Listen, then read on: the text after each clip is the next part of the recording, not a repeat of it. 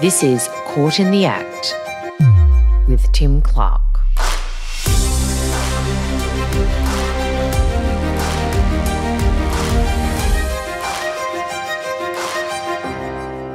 Welcome back. This week, in the United Kingdom's highest court, Julian Assange, publisher, hacker, campaigner and prisoner, was not present in court. The High Court in London is going to hear today what could be the final bid by the Wikileaks founder Julian Assange to avoid extradition to the United States. Mr. Assange, who's an Australian citizen, is wanted in the US for leaking secret military files over a decade ago.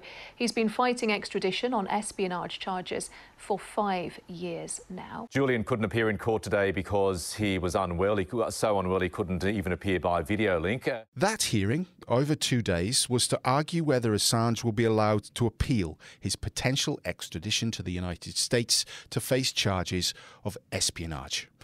It is his last roll of the legal dice. And according to his wife and other supporters, it has the potential to signal the last days of Julian Assange's life. So ill is he from what he has experienced for more than a decade. That hearing obviously heard from Assange's lawyers, who said there was no possible way he could get a fair trial if sent to the States. And it heard from those United States, who said 2 very different presidents had pursued the same goal to extradite Assange to their shores, proving, they claimed, that their pursuit was not political but legal.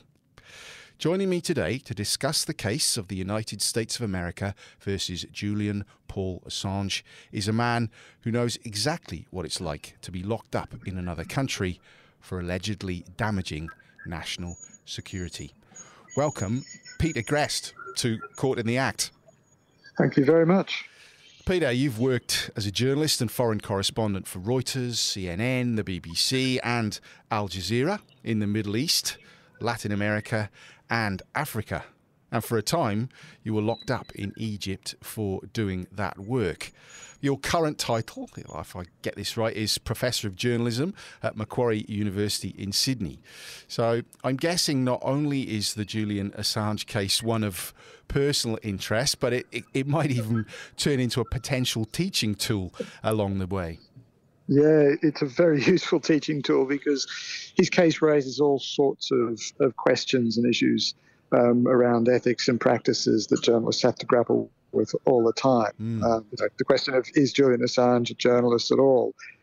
How did he get his information? Was it appropriate to release it? If it was, should he have redacted it? Should he not have? How did he handle it? How did he work with other publishers, other journalists? All of these questions are central to what we do and what we teach the students. None of them are particularly easy questions. I think that's also underscores why Julian's case has been so controversial. Yeah. I've been in the same profession as you for 25 years, probably not at the same level, or certainly not in the same peril at times. And I've struggled with that as well for as long as the Assange case has been out there. Is the publisher versus journalist, redactions versus not, whether what he did was in the public interest or did it put too many lives in danger. I mean, they're all questions that are certainly valid and hopefully we'll go through today, but also tend to become lost now, I think, in the sort of quite visceral us versus them argument. Look, I think what you just said underscores one of the key problems, and we need to remember that it is possible to hold 2 contradictory truths at once. We shouldn't have to put Julian or his case into one box or the other. We can accept that some of what he did was legitimate, but there are other issues in other areas of his behaviour that were problematic. I think we have to accept and embrace the complexity and the nuance here. So, as Peter just said, Julian Assange has been many things in his 52 years. He was actually a Hawkins when he was born, but later took his stepfather's name when he was just a year old. Recounting his own history, Assange has said he lived in dozens of different towns across Australia in his childhood, describing that as idealistic but isolated, removed from the rest of the world was how he put it. Until the internet Assange studied programming, mathematics and physics at 2 universities. But years before that, he had become an accomplished computer hacker, which brought him into the orbit of police, both state and federal. His own dating profile described him as a pig-headed activist intellectual. He cracked the password to the Overseas Telecommunications Commission when he was still in his teens. He founded the International Subversives magazine, offering tips on how to break into telephone systems illegally and make free calls. In 1991, his tiny group sneaked in the back door of Milnet, the US military's secret defense data network. He later boasted that he had been reading generals' emails since he was 17. But he also read the wind about possible prosecution and disappeared into the wilds of Victoria for a while. When he emerged, he was charged with hacking, which Assange eventually admitted. He could have gone to prison. Instead, he was fined, but also defined by a situation which firmed in his mind that anti-establishment was his only true stance. Assange believed the internet would be his tool to change the world, and leaks to him from behind whatever curtain the way to change it. So, in 2006, along with a fellow group of hacktivists, Assange formed Wikileaks, and within a month had leaked something, a communication from a Somalian Islamic cleric calling for political assassinations. And the leaks kept coming. Drone strikes in Yemen, corruption across the Arab world, executions by Kenyan police, Tibetan unrest in China. Noble, worthy, important, but not global. Not until April 2010, when footage of an airstrike in Baghdad conducted by a team of 2 US Apache helicopters was released to the world. WikiLeaks called that video collateral murder. Light them all up. Come on, fire! Roger. Keep shooting. Peter, that gunfire from those helicopters killed 2 Reuters journalists, both of whom were carrying cameras. You've reported from war zones. Firstly, tell us what it takes for a journalist to be able to put themselves in a place where they might just become a casualty of war themselves. Yeah, well, obviously it takes a lot of courage and commitment, particularly to the ideas around bearing witness to some of these really important historical events. But I think we need to keep in mind that journalists for a long time have seen themselves as outsiders to the conflict, as observers rather than participants. Mm-hmm. And so in that regard, I think we come to think of ourselves as enjoying a degree of neutrality, as not necessarily being specific targets from either side. I think that changed a lot with 9/11. It created a war over ideas, over isms, and in that kind of conflict, journalism, as a place where those ideas are transmitted, becomes a part of the battlefield. But this was not one of those situations. This was a situation where journalists were doing what journalists do, and that's talking to people, trying to understand what was taking place. There was a meeting that they'd gone to visit to see what was going on. As you said, they weren't carrying weapons; they were carrying cameras. Mm-hmm. It's the kind of situation that I've been in many, many times in places like Kabul and Baghdad and elsewhere. And so to see that video was really quite shocking. I still remember the moment I saw it on my laptop in my office in Nairobi very, very clearly. Yes, and I rewatched it yesterday, and it is still as shocking as when I think the whole world saw it back when WikiLeaks basically released it to the world. Having gone through Julian Assange's background there, he obviously had a background in hacking, computer hacking, which obviously got him into legal trouble. But his stance then became, well, this, I can use this for good. I can use this to help the world. In this release, I think, well, I'll ask you what you think. He felt he was doing the right thing here by releasing this video because he obviously saw a wrong in it. Yeah, and I absolutely agree. I mean, this is what journalists do. At its core, what we saw was evidence of a shocking war crime, of the slaughter of a group of innocent civilians by American helicopter gunships. It was really gut-wrenching to see, but also gratifying to see it in public, and to have this being aired and force a really important public debate about the way that the Americans were running the war in Afghanistan. So in that regard, I applauded it. You know, I wanted to see it out there. I was glad it was out there. I was glad that we were having the arguments, and I was glad that those really difficult questions were being asked of the American military, questions that they hadn't been forced to answer before that video was published. Pictures obviously tell thousands of words, and these pictures, they launched 1,000, or it felt like they launched 1,000 inquiries. Because of the not only the nature of the footage, but the way it was presented. And when I was watching it back yesterday, it also struck me as interesting that at the end, there were credits put on it, and Julian Assange put his own credit as creative director as well as editor, which gave me a flavour of how he felt. The way this was to be presented to the world was as important as presenting it in the first place. Yeah, and I think this cuts to the core of why Assange set up WikiLeaks, that this was about exposing abuses and wrongdoing by those in power. And to a certain extent, the whole idea behind WikiLeaks, the presentation of it, was also part of the theatre of that. Sort of presented with a flourish and presented in a place that was designed to force those in power to confront some of these really difficult questions.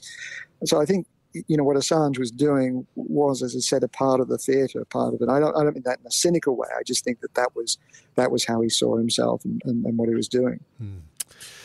So within a month of that footage being released and the blizzard of criticism and commentary which followed, something else became public. The name Bradley Manning, a United States soldier, an intelligence analyst in Iraq, and a whistleblower, and alleged traitor to the country for which they served.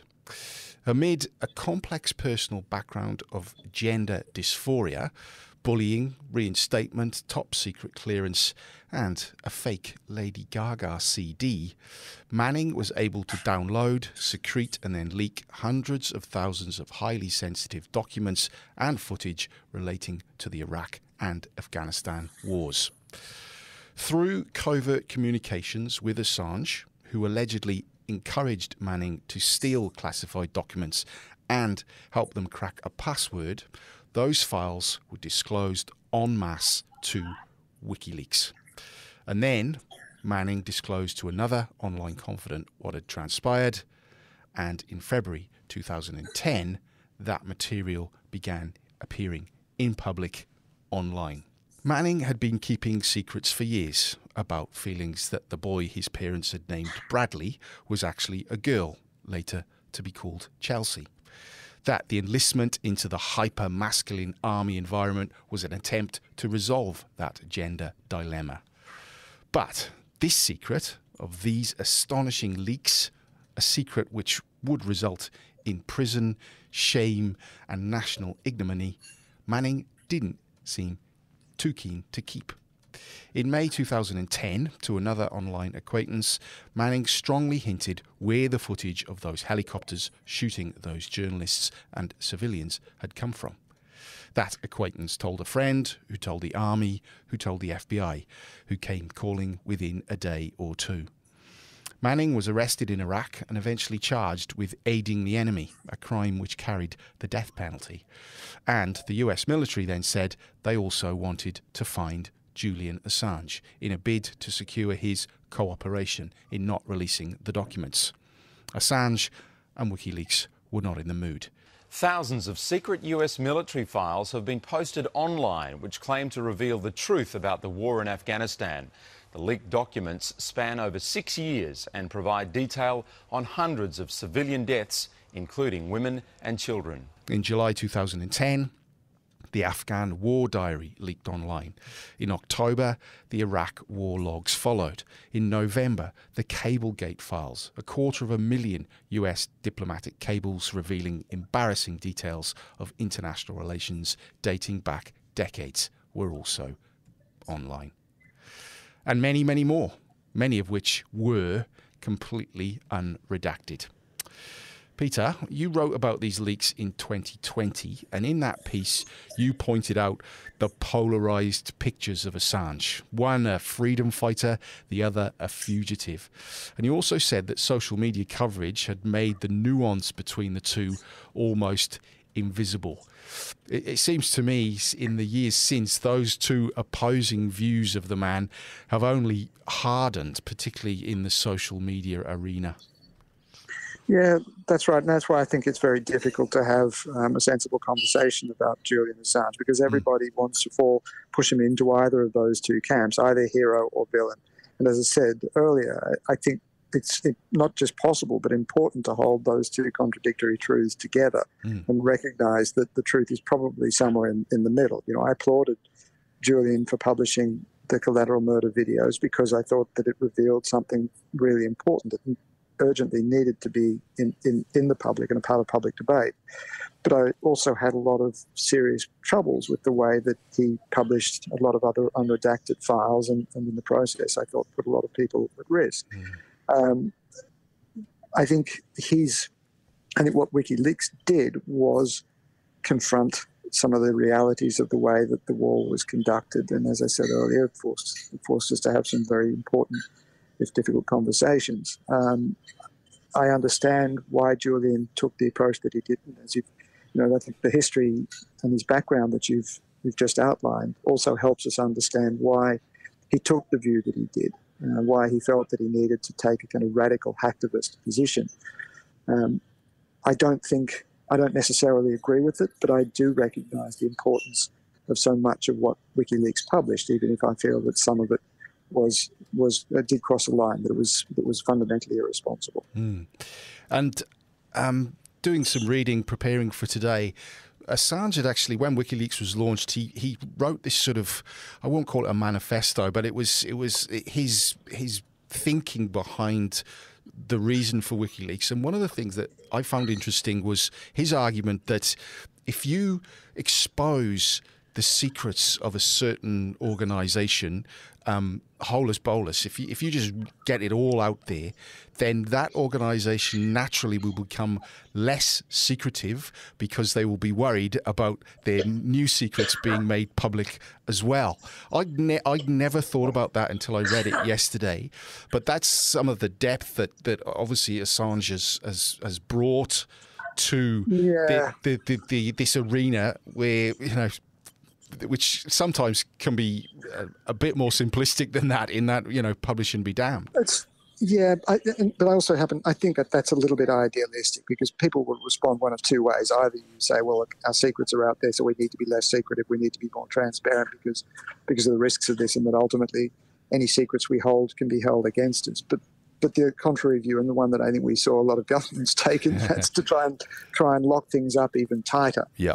And try and hide things more and more. And to be honest with you, that's a problem that we have in Australia, that Australia has one of the most secretive governments in the world. In fact, the New York Times described Australia as perhaps the world's most secretive democracy. And so I think, while I understand and recognise Julian's idealism, I'm not entirely sure that the outcome he was aiming for is always the outcome that he achieved. And I think if any journalist listen to this that has tried to go through the freedom of information process in Australia, particularly Western Australia, will possibly think, it's probably easier to build more shutters than just to bring them all down or leave them all down and open the windows as well. Yeah. Yeah, absolutely. And we've seen that with countless reviews. In fact, we're working with the National Security Legislation Monitor at the moment to look at some of the secrecy provisions in Australian law. And it's very, very clear that the range and complexity of the laws shows that there is a default towards secrecy rather than transparency. And I think if there's nothing else that comes out of Julian's Julian's case. It's other than a debate about the importance for transparency, the need to open things up rather than close things down, then I think we'll have achieved something important. It was in the same year, that same year, 2010, that Julian Assange's legal issues began. Not surprising, really, but not actually directly linked to Wikileaks. Because of their particular laws, Assange had used Sweden to house some of the Wikileaks servers, and so too he spent quite a bit of time there. In August 2010, while visiting Stockholm, Assange allegedly sexually assaulted 2 different women. He immediately denied both sets of charges, saying the sex was consensual. In September, he left that country for the UK, prompting Swedish authorities to issue an arrest warrant. In November, a Swedish court ordered the detention of Assange on suspicion of rape, 3 cases of sexual molestation and unlawful coercion. And in November, Interpol placed Julian Assange on its most wanted list. In the December, Assange presented himself to the Metropolitan Police in London, who locked him up and then bailed him out, after which he claimed innocence again, and claimed something else, that the bid to get him back to Sweden was because it would be easier to extradite him to the United States from there, even though no charges had been laid there. On to the UK's High Court, who rejected an appeal. On to the Supreme Court, who rejected another appeal. Back to the Supreme Court, who on June the 14th, 2012, again rejected any appeal, leaving Assange with no more legal avenues to traverse. So, instead, he dressed up as a bicycle courier, walked down Hans Crescent in London's exclusive Knightsbridge and asked for asylum at the Ecuadorian embassy. All right, let's take you back to London now, where Julian Assange is, as we go to where, holed up in the Ecuadorian embassy in the British capital. He is seeking asylum in that country as he awaits extradition to Sweden, which is where he stayed for the next 7 years. In that time, Assange acquired a cat and some high-profile guests: Eric Cantona, Lady Gaga, Vivienne Westwood, even Pamela Anderson. And apart from his freedom of movement, a couple of other things fell away in those years as well. The charges in Sweden, discontinued in 2015 and 2017 by prosecutors at a loss with what to do. But Assange still stayed inside, until eventually Ecuador ran out of patience, leading to his dramatic arrest on the steps of that building in 2019. It was then that the US unsealed their indictment against Assange, accusing him of conspiracy to commit computer intrusion and, latterly, espionage. Peter, Assange spent 7 years locked up in that embassy of his own accord. You were sentenced to 7 years in prison by the Egyptian authorities. Now, we know you didn't serve all that time, but give us an insight into what goes through your mind and your body under those circumstances where you are locked up for essentially doing your job. Yeah, it's a pretty tough experience, as you can imagine. You mentioned mind and body. I think one of the things I came to understand was that prison is essentially a psychological problem.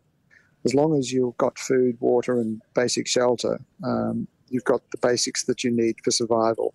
And in that kind of environment, the only thing that will really get you in the end is your own head. Mm-hmm. Prison's designed to mess with your head. Mm-hmm. And if you're imprisoned, as you said, for doing your job, it can become very, very depressing indeed. Once you start to lose confidence, once you start to lose that sense of direction and purpose, your body soon follows. You lose your energy, you lose your motivation. Your body starts to wind down, and that's when things start to unravel pretty quickly. So the primary objective, the thing you've got to do more than anything else, is to keep your head together, to keep that sense of purpose, to keep a reason why you're going through the hell that you're enduring at the forefront of your mind, and recognize that the fight isn't about you, it's about what you stand for. And in your case, the Australian government intervened and brought you home. In Assange's case, a government position has been much longer in coming, but now they want the same thing for him. Yeah, that's right. Last week, we saw the government pass a resolution, 86 to 42, two-thirds majority, which is a pretty resounding resolution, calling for Assange to be allowed to be released and to return to Australia. It has taken a long time, but the issue is that this is the fight that Assange is battling at the moment is between the British governments and the British and American governments. Australia is essentially a bystander in this. The Australians have some influence, but they've really got no legal standing in the case. There's no direct representation from the Australian government in court. They can only make diplomatic representations, and they will count for something. But ultimately, the Australian government's ability to bring Assange home is pretty limited. Having said that, I think the resolution was a really important declaration of commitment by the government, and I think it will make a difference. Whether it makes enough of a difference is something that we still can't say. And we know the special relationship that the United States and the UK have, and we have, or Australia has an equally special relationship with both those parties. So do you think the time that it's taken for the government to specifically say, no, he's suffered enough, you should bring him home, that there has to have been some political or at least diplomatic interests involved in finally coming to that position or not coming to that position? Yeah, I think it would have been much more helpful if the Australian government had come to that position sooner. It's taken a hell of a long time, as you mentioned a moment ago. And I think if the Australian government had been more forthcoming, then we might not have found ourselves in this situation. Julian might have been home before now. But I think the government has also recognised that the political mood has shifted in Australia. There is, I think, a pretty substantial majority of Australians who believe that whatever you think of Assange's actions, he's endured enough, and that it really is time for him to come home, that it's going to be very, very difficult for him to get a fair trial in the US under these circumstances. And so I think it's frustrating, it's regrettable that the Australian government's taken this long, but I'm pleased that it's done it ultimately. So, locked up again, this time in an actual high security prison in the UK, Assange began his next fight. The fight which reached its final round this week, resisting extradition to the United States on the grounds that the charges against him were political, a payback for revealing the trove of US military secrets. In hearing after hearing, other secrets have been revealed along the way, including alleged discussions between the US intelligence and a private security firm planning to poison or kidnap Assange from the Ecuadorian embassy. That was actually said in court. And we've also learned the true state of Assange's health, which was revealed to be so bad that if he was ordered to go to the US, he might never make it. Which is the reason in January 2021, a judge stopped the extradition. But that did not stop the United States. They appealed, they won, on the back of assurances that if extradited, Assange would be looked after as well as locked up. And if he was locked up, he could spend his prison time in Australia. And so an extradition order was signed and then appealed again, defeated again and appealed one last time this week in the High Court, a final legal gambit of a man too ill to hear it play out in person. Inside court, the battle lines were clearly drawn. For Assange, his lawyer, Edward Fitzgerald, said there was a real risk that he'll suffer a flagrant denial of justice if sent to the US.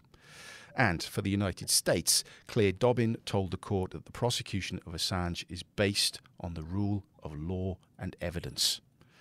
Ms. Dobbin said what he had done, what Julian Assange had done, was not journalism. He indiscriminately and knowingly published to the world the names of individuals who acted as sources of information to the United States.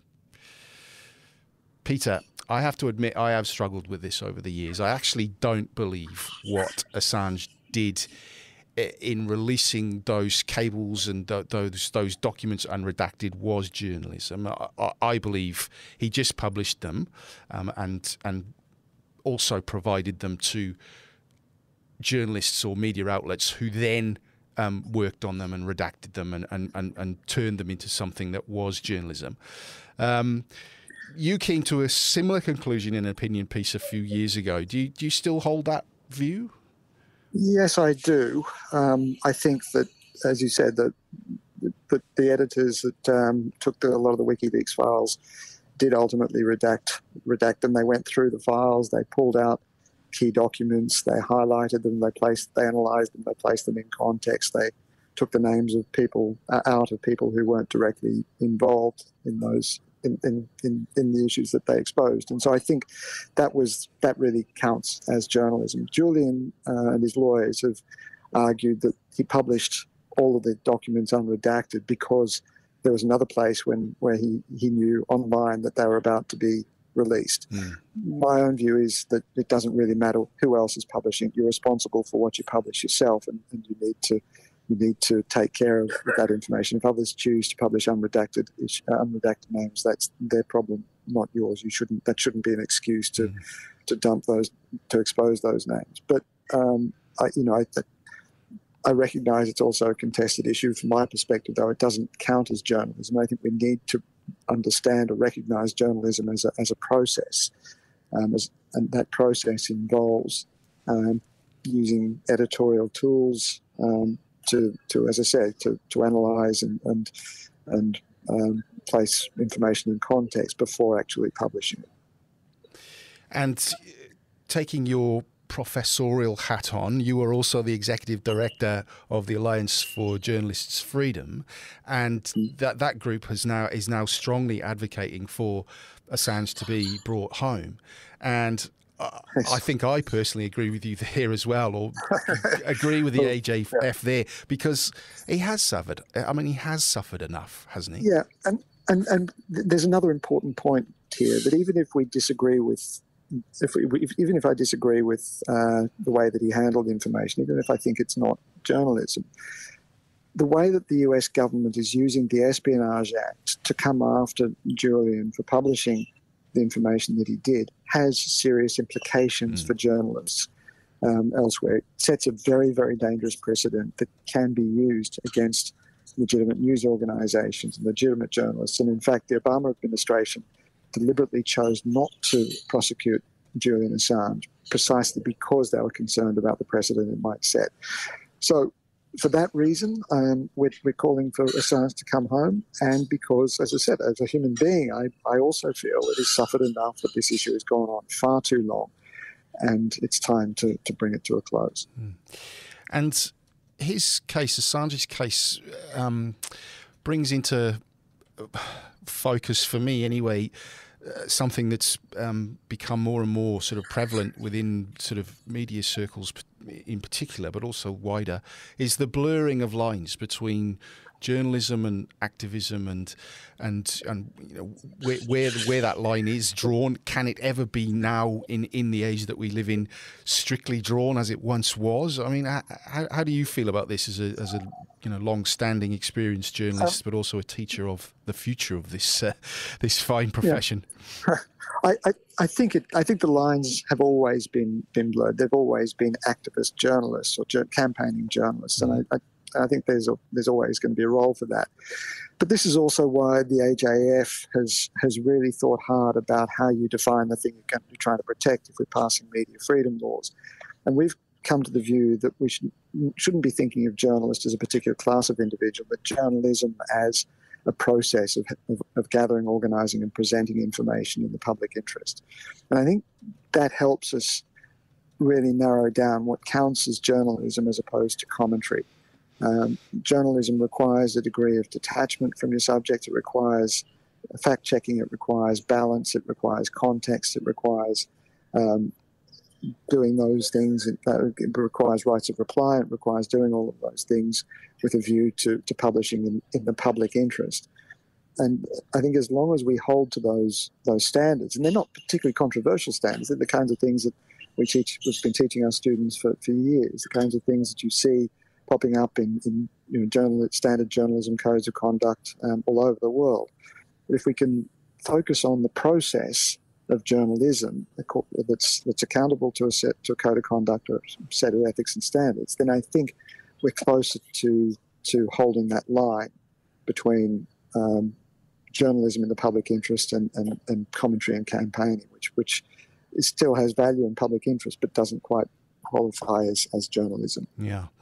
And I had a discussion with a colleague just the other day about how it is quite easy, particularly when you get embedded or so involved in a story, to become to cross that line even without actually knowing it, into support or editorialism or just nudging too quite, just that little bit too hard to get that extra line or that extra quote. It's easy to do, but it's as you say, I think the whole industry has to be so vigilant about, Well, yes, but we also have to recognise that journalism is a human construct, and humans have to make subjective choices always.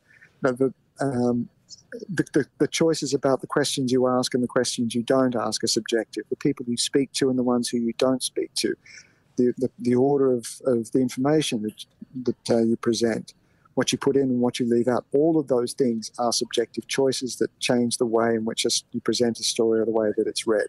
So you have to accept that there's always going to be a degree of subjectivity. But you can be upfront about it.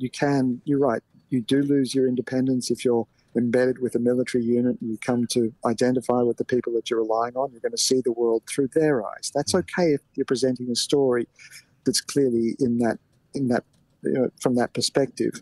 It's not okay if you're trying to pretend that perspective is somehow a neutral, balanced view of the war. It's a view of conflict from behind the sights of the soldiers that you're with. That's okay. That's legitimate. But we need to be transparent about where we stand. We need to be transparent about how we gather our information. We need to be open and transparent about the perspectives that we're trying to articulate. And just finally, Peter, on a sort of allied issue, the Wall Street Journal has had a journalist also locked up in a foreign country for more than 5 years now. A journalist called Evan Gershkovich, obviously locked up for doing their job, but in an entirely different regime. What do you think? Well, I mean, can the Western journalists do anything more than just keep saying his name and hope that something will happen there? Absolutely, and I don't think it's a vain hope. I think that even the most authoritarian governments, even the Russian government, is sensitive to criticism from abroad. It won't ever acknowledge it. It will do its best to appear, independent of that, to not give a damn about it, but constant voices, constant pressure does make a difference. In fact, I'm convinced that I would still be in Egypt if it weren't for the literally millions of voices that were out there in support of me and my two colleagues when we were detained in 2013, 2014.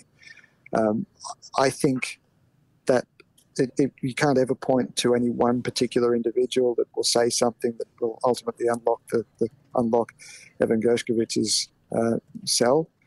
But the constant pressure does make the authorities in Russia think. It also creates opportunities to perhaps broker some kind of deal. But without the pressure, we can't ever say what will change the dynamic for Gershkovich, but we can say that without the pressure, it's unlikely that we'll see a breakthrough. So the judges in the UK's High Court reserved their decision on the case of Julian Assange this week. So now he waits, as do we. Peter Greste, thanks so much for joining us on Caught in the Act this week. It's been an absolute pleasure. And the pleasure's been mine. Thank you very much for having me. And thanks again to you all for listening. Please don't hesitate to get in touch with us by writing to caughtintheact@wanews.com.au. Don't forget to like and subscribe and tell everyone how good we really are. And remember, if you want to know what's going on in court, don't get caught short, get caught in the act instead. See you next week.